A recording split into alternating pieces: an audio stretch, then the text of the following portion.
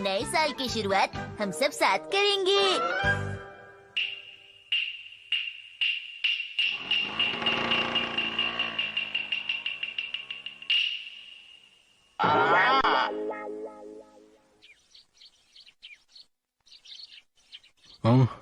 अरे ये क्या हुआ? मैं तो नए साल के ग्रीटिंग कार्ड्स लिखते लिखते सो ही गया। हर साल न्यू ईयर से पहले मेरे ही कार्ड्स पूरे क्यों नहीं होते हैं? ओ, अरे ये वाला तो खराब हो गया है। पता नहीं ये किसके लिए लिख रहा था मैं। अरे हाँ, याद आया, ये राइचैन के लिए था शायद। मैं सोच रहा था कि इसे पूरा करके आराम से सोने चला जाऊंगा, लेकिन अफसोस की बात यह कि मैं इसे लिखते लिखते ही सो गया। मेरी आंख लग गई अचानक। पर मेरी इस साल की न्यू ईयर रेजोल्यूशन ये है कि मैं अगली बार कार्ड लिखते लिखते बिल्कुल नहीं सोने वाला हूँ। पूरे कार्ड लिखकर ही सोऊंगा। इस बार तो गलती हो गई, लेकिन अगली बार नहीं होगी। हाँ, ये वाला कार्ड तो वाकई बहुत स्पेशल है, क्योंकि ये है मेरे डैड के लिए। तो अब तुम बोलो। आपके शहर में बहुत सारे लोग होंगे जो कोट और पैंट पहनते होंगे, लेकिन सच्चाई ये है शिनचैन, अक्सर तुम यहाँ कब आए? थोड़ी देर हो गई डैड। ठीक है, कुछ कहना चाहते हो? वैसे आपको पता है डैड, मुझे भी अपने दोस्तों की बहुत याद आती है। अब क्या करूं? लेकिन इसमें दुखी होने की कोई बात नहीं है। जैसे कि मेरी प्यारी डिश चल गई है, लेकिन मैं उसे फिर भी खाऊंगा। इसी को तो असली दोस्ती कहते हैं डैड।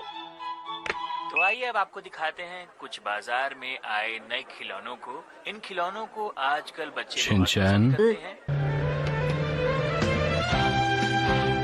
मैंने तो सुबह ही इसे न्यू ईयर का गिफ्ट दे दिया था, फिर क्या हुआ? देखो मित्सी, शिनचैन अब एक बड़ा भाई बन गया है, इसलिए ये गिफ्ट इसे फ्यूचर में अच्छा बनने में मदद करेगा। अजीब बात है। मैंने अभी अभी पोस्ट बॉक्स देखा है। मैं कार्ड्स पोस्ट करके भी आया। अब सबको वक्त पर कार्ड्स मिल जाएंगे। अरे क्या हो गया मित्सी, वो सब लोग कहाँ चले गए? मुझे लगता है वो अभी तक पहुँचे ही नहीं है। दादाजी उधर देखिए। दादाजी, दादाजी, हम इधर। अरे शिनचैन बेटा, मैं यहाँ हूँ। क्या ये हमसे पहले पहुँच गया? अरे तो क्या हुआ, इससे क्या फर्क पड़ता है? ये सब तुम्हारी वजह से हुआ है। तुम फ्रेश होने के लिए जो चली गई थी। हेलो दादाजी, happy new year. Happy new year. सबको हैप्पी न्यू ईयर।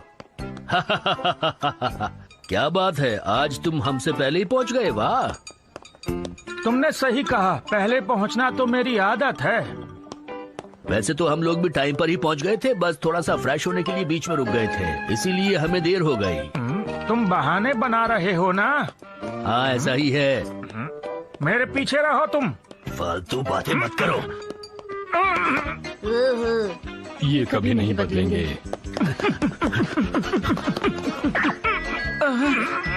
अरे सर, ऐसे तो मशीन खराब हो जाएगी। मेरी समझ में नहीं आ रहा, आप लोग रेस क्यों लगा रहे हैं? बेटी, मैं तो बहुत आराम से चल रहा था, इन्होंने दौड़ लगानी शुरू कर दी। ऐसा क्यों करते हो तुम? नहीं, ये मैंने नहीं, ये तुमने शुरू किया था। ये तुम्हारी याद सभी है, लोग तुम ऐसा हैप्पी ऐसा हैं। करते अब हो, शुरू तुम्हें होता ऐसा है नहीं पहला करना चाहिए। अरे तुम्हारे मुकाबले मेरे पैर लंबे हैं और तुम्हें लगता है कि मैं भाग रहा था। कम से कम न्यू ईयर के वक्त तो मैं रिलैक्स करना चाहता था। अगर यहीं पर इनका ये हाल है तो ये घर पहुंचकर क्या करेंगे हैरी? मेरी समझ में नहीं आ रहा, क्या करें? अरे इन्हें इनके हाल पर छोड़ दो। और आप भी ख्याल रखा कीजिए हैरी, हिमावारी के सामने जरा ठीक से पेश आया कीजिए। मैंने क्या किया? अच्छा, आप सबका यहाँ आने के लिए बहुत बहुत शुक्रिया। मुझे लगता है कि सफर लंबा था, आप लोग थक गए होंगे। देखिए, सब लोग एक साथ कार में नहीं जा सकते, इसलिए कुछ को टैक्सी में आना पड़ेगा। मैं टैक्सी में नहीं जाना चाहता, इससे अच्छा होगा कि मैं ट्रेन से ही चला जाऊं। ये तो तुमने बिल्कुल सही बात कही। तुम ट्रेन से घर वापस चले जाओ, हम जरूरी लोग हैं, हम जाएंगे। अच्छा, तो ये मतलब है। तो पहले हम ये फैसला कर लें कि कौन सबसे ज्यादा जरूरी है। चुप हो जाइए। कम से कम मैं तो जाऊंगा ही, क्योंकि कार तो मैं ही ड्राइव करूंगा ना। बच्चों का ख्याल रखने के लिए मुझे भी तो जाना होगा ना। और मैं नए साल का खाना बनाने में मिसी की मदद करने वाली हूँ। मैं भी तुम लोगों की मदद करूंगी। और मैं हिमावारी को क्वांटम की कहानी पढ़ के सुनाऊंगा। मैं तो सोच कर आया हूँ कि बच्चों को अच्छी कहानियाँ सुनाऊंगा। मुझे पूरा यकीन है कि ये झूठा बहाना बना रहा है। इन तीनों को ले जाना जरूरी नहीं है। देखिए, अब सिर्फ एक ही जन अंदर आ सकता है, तो आप में से वो आ जाए जो ज्यादा थका हुआ महसूस कर रहा है। मुझे लगता है कि मैं ठीक हूँ क्योंकि मेरे पैर और हाथ दोनों सही काम कर रहे हैं। मेरे भी, मैं योगा एक्सपर्ट हूँ।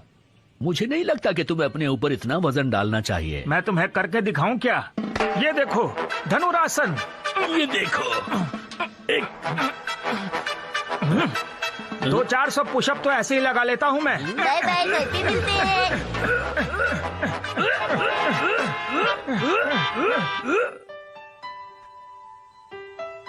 खुशबू अच्छी आ रही है ना?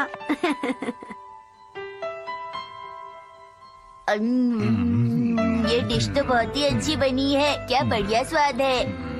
क्या आप लोग इसे नहीं खाने वाले हैं? अपने नाना जी को खिलाओ, वो थक गए हैं देखो, बेटा। तुम हमारे बारे में बिल्कुल चिंता मत करो, समझे तुम? ये लो। आप लोगों को भूख लगी होगी ना, आ जाइए। चलिए आप लोग खाना खा लीजिए। थोड़ी देर पहले हमने कसरत की थी इसलिए थोड़ी भूख लगी है। चलो खाना खा ही लेते हैं। ये लीजिए, आप भी लीजिए। लीजिए ना प्लीज। चलो चलो खाना शुरू करते हैं। हैं? ये राइस बॉल चौकोर क्यों है? इसमें मैं कुछ नहीं कर सकती। यहाँ पर ऐसे ही राइस बॉल्स बनाए जाते हैं। और मॉम इन्हें बहुत आसानी से काट लेती है ना मॉम? मित्सी, तुम्हें तो पता ही है कि मुझे गोल वाली राइस बॉल ज्यादा पसंद है। तुमने चौकोर क्यों बनाई है? तुम्हें गोल वाली ही बनानी चाहिए थी। अगर आपको ये पसंद नहीं है तो आप कुछ और खा लीजिए ना। मुझसे ऐसी बातें करने की तुम्हारी हिम्मत कैसे हुई? वैसे अगर आप चाहें तो मैं आपके लिए गोल राइस बॉल बना सकती हूँ। नहीं, अब तुम्हें कोई स्पेशली बनाने की जरूरत नहीं है। मैं ये गोल वाली ही खा लूंगा। देखो, खाना खाते वक्त बोलना अच्छी बात नहीं है। चौकोर वाली मुझे पसंद है, चाहो तो तुम्हें गोल दे देंगे। तुम चाहे जो भी बोलो, लेकिन तुम्हें पता है मुझे हमेशा से गोल वाली ही पसंद है। एक बात बताऊं, राइस बॉल हमेशा चौकोर होती है।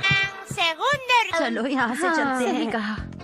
आज तो दादाजी जीतेंगे। क्या नहीं बोल रहे नहीं, हो? तुम्हें देखकर कुछ तो पता भी लगता है है? कि नाना हाँ, जी भी सब जीत पता है सकते मुझे। हैं। देखो, कुछ भी मुझे सब कहना दिखाई दे मुश्किल रहा है। है। अच्छा, दोनों खिलाड़ियों के खाना तो दिमाग चला गर्म गया, हो क्या चुके दिखाई दे रहा हैं। है तुम्हें? दर्शकों, फालतू गौर बात से बंद करो। देखिए। चुप हो जाओ, वरना अपने मैं बर्दाश्त से नाक बाहर हो कान जाऊंगा। खुले रखिए। धरना फैसला छोड़ो, किसी भी इधर वक्त हो। हो सकता है। इस बार ये खत्म हो जाए, इसके बाद मैं तुम्हें बिल्कुल नहीं छोड़ूंगा। बहुत बोलती हो तुम। मेरी आदत है।